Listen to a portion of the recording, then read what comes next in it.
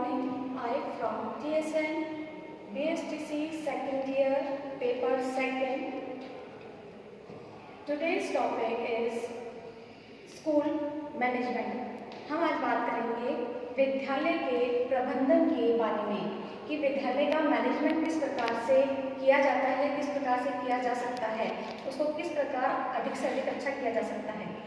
विद्यार्थियों की निरंतर संख्या में वृद्धि हो रही है। आजकल के देखा गया है कि जितने भी स्कूल हैं उसमें लगातार स्टूडेंट्स के क्या है बढ़ रही है, वृद्धि संख्या में एडमिशन तेजी से हो रहे हैं। तो इसके साथ ही क्या हो रहा है, विद्यालय के कार्यक्षेत्र में भी विस्तार किया जा रहा है। नई नई विधियों को पाठ्यक्रम में स्थान दिया जा रहा है। नई नई शिक्षण विधियाँ आ रही हैं, टेक्नोलॉजी आ रही है, बढ़ता जा रहा है। माध्यमिक शिक्षा बोर्ड के उद्देश्यों में वृद्धि हो रही है। मनोवैज्ञानिक अनुसंधानों, बुद्धि परीक्षणों, योग्यता परीक्षाओं का विद्यालय में प्रयोग बढ़ रहा है तथा विद्यालय के समाज के प्रति उत्तरदायित्व में भी वृद्धि हो रही है। सबके लिए प्रबंधन का महत्व बढ़ता जा रहा है। क्यों? क्योंकि जितने भी सारे क्रियाकलाप या कार्यक्रम विद्यालय के अंतर्गत होते हैं, अगर सबसे मैनेजमेंट ढंग से नहीं होगा, उनका प्रबंधन सही से नहीं होगा, तो कोई भी कार्य सही तरीके से विद्यालय में नहीं किया जा सकता है। इन सब के लिए प्रबंधन का होना बहुत आवश्यक है। पहले शिक्षा का उद्देश्य बालक को शिक्षित करना था, पर आज ऐसा नहीं है। आज की शिक्षा बालक के चहुमुखी विकास पर जोर देती है। उसे भविष्य के लिए एक आदर्श नागरिक प्रस्तुत करने की ट्रेनिंग दी जाती है। इसीलिए शिक्षा प्रशासन व प्रबंधन दोनों का ही बहुत ही जटिल हो गया है कार्य। विद्यालय प्रबंधन से तात्पर्य, विद्यालय जो है प्रबंधन से तात्पर्य क्या है, हम बात यहाँ कर रहे हैं विद्यालय प्रबंधन की। विद्यालय प्रबंधन, विद्यालय प्रबंधन उस संगठन से है जिसमें विद्यालय की क्रियाओं को चलाने के लिए प्रधानाध्यापक, निरीक्षक, शिक्षार्थी, अन्य कर्मचारी मिलजुल कर शैक्षणिक उद्देश्यों की प्राप्ति के लिए कार्य करते हैं। कौन कौन कार्य करता है, यहाँ बात कर रहे हैं प्रिंसिपल, स्टूडेंट्स, पेरेंट्स और यहाँ पे कार्य करने वाले मेंबर्स, यानी कि प्रधानाचार्य, शिक्षार्थी, शिक्षक। मेंबर्स के अंदर यहाँ पे कई सारे लोग आ जाते हैं। यहाँ पर हमारे टीचर्स भी आ जाती हैं, ठीक है। क्लैरिकल डिपार्टमेंट की बात कर रहे हैं हम यहाँ पर, क्लैरिकल डिपार्टमेंट, 4th क्लास कर्मचारी और जितने भी जने जो स्कूल से रिलेटेड रहते हैं, जो कार्य करते हैं, वो विद्यालय प्रबंधन के अंतर्गत आ जाते हैं। विद्यालय प्रबंधन के अंतर्गत प्रधानाचार्य, निरीक्षक, शिक्षार्थी, अन्य कार्य कर्मचारी सभी मिलजुल करके शैक्षणिक गतिविधियों और उद्देश्यों की प्राप्ति के लिए कार्य करते हैं। विद्यालय में सही ढंग से कार्य करने के लिए वहाँ की व्यवस्था को सुव्यवस्थित करना बहुत जरूरी है। विद्यालय समाज का रूप है जहाँ बालक का सर्वांगीण विकास, शारीरिक, मानसिक, बौद्धिक, सामाजिक, नैतिक, मानवीय विकास किया जाता है। विद्यालय की साज सज्जा सही नहीं होगी, उचित पाठ्यक्रम का सही नहीं होगा, पाठ्य सामग्री सही नहीं होगी, उपकरण सही नहीं होंगे, इन सबके सही ढंग और व्यवस्थित ढंग के होने के लिए एक व्यवस्थित प्रबंधन का होना बहुत आवश्यक है। पाठशाला का वातावरण, बालों का चरित्र, अनुशासन, खेल व्यवस्था, विद्यार्थियों के भावी जीवन की सफलता, सुख, समृद्धि आदि सभी के लिए एक उत्तम प्रबंधन का होना आवश्यक है। जैसे कि हमने बात करा, प्रबंधन के अंतर्गत जो प्रबंधन की कड़ियाँ हैं, जो मेन हम बात कर रहे थे, प्रबंधन के अंदर अभिभावक, समुदाय व विद्यालय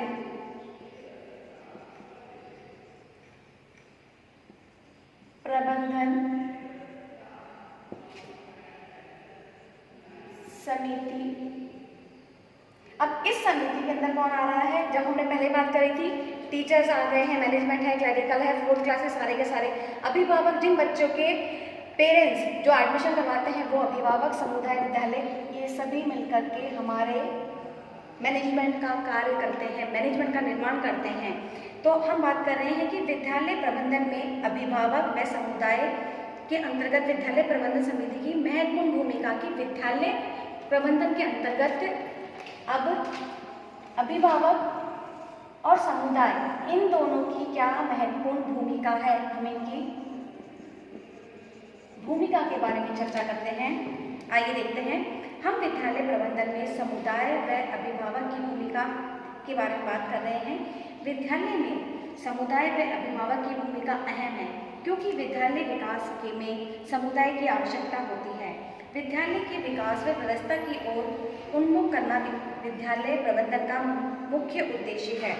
समुदाय के प्रत्येक व्यक्ति को यह ज्ञान कराया जाता है कि जिस विद्यालय में उनके बालक शिक्षा ग्रहण करते हैं उस विद्यालय के प्रति उनके कुछ दायित्व हैं। पेरेंट्स को पता होना चाहिए कि सिर्फ उनका ही कार्य नहीं है कि बालों को भेज दिया, विद्यालय के प्रति भी उनके कुछ कार्य हैं, उत्तरदायित्व हैं। इसके लिए प्रबंधन समिति व प्रशासन को विभिन्न प्रकार के उपाय करने चाहिए जिससे कि प्रत्यक्ष या अप्रत्यक्ष रूप से समुदाय की भूमिका से विद्यालय लाभान्वित होता रहे। इसके लिए कुछ इस उपाय इस प्रकार हैं।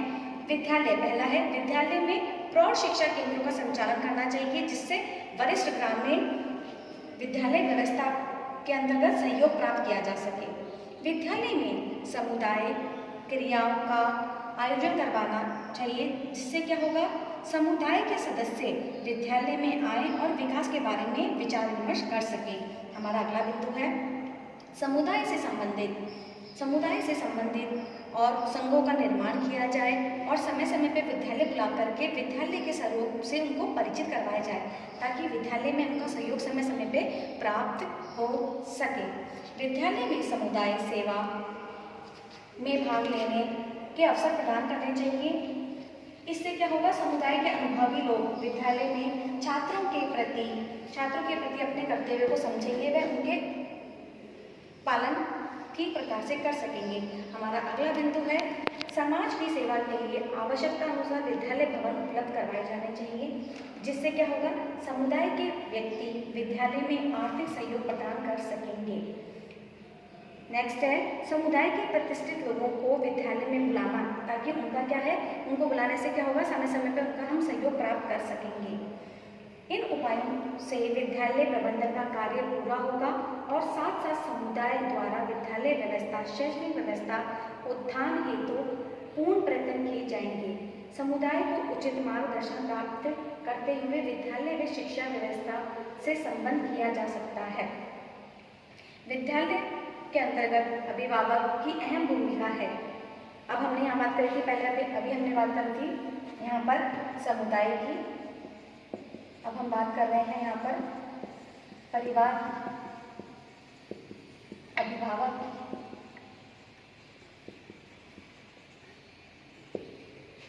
अभिभावक की महत्वपूर्ण भूमिका है। बालक 1/4 शिक्षा, कहा जाता है कि बालक 1/4 शिक्षा शिक्षक, 1/4 स्वयं और आधी शिक्षा अपने अभिभावक से सीखता है। कहा जाता है कि बालक का प्रथम पाठशाला क्या होती है, परिवार होती है, घर में ही वह सीखता है। इस दृष्टि में शिक्षा और उसकी गुणवत्ता के विकास में अभिभावकों का सहयोग अत्यंत महत्वपूर्ण है। यह स्थिति शैक्षणिक विकास में अभिभावकों का महत्वपूर्ण योगदान होता है। जहाँ शिक्षक के लिए विद्यार्थी सैकड़ों में से एक है, वहीं माता पिता के लिए वह स्वयं का ही अंश है। शिक्षक जहाँ प्रत्येक बालक को समान विकास की बात सोचता है, वहीं माता पिता या अभिभावक अपने बालक को अधिक से अधिक शैक्षणिक विकास में रुचि लेने के लिए शिक्षकों से अपेक्षा करते हैं। इसकी विभिन्नता के कारण ही बालक की क्षमताओं, रुचियों तथा व्यवहारगत दोषों के बारे में अभिभावक की सोच शिक्षकों के सर्वथा भिन्न होती है।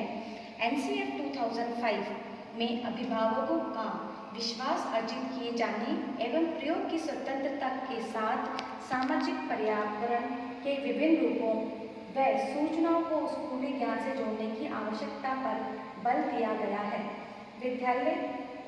विद्यालय में बच्चों को दी जाने वाली गतिविधियां ऐसी हो जिसमें बच्चों के समुदाय जीवन को समझने के अवसर प्राप्त हो सके तथा अभिभावक व समुदाय के सदस्य बनकर उनके अंतर्गत उनकी मदद कर सके।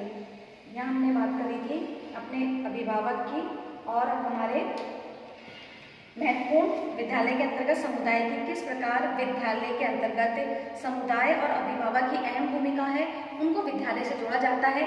मैनेजमेंट के अंदर प्रबंधन प्रणाली के अंतर्गत उनको एक हिस्सा बनाया जाता है ताकि समुदाय और परिवार मिलकर के प्रबंधन का कार्य कर सके। और ये प्रबंधन क्या कहलाएगा, हमारे समाज के विकास के लिए उत्तरदायी है। हमारी आज की क्लास में हम इतनी ही बात करेंगे।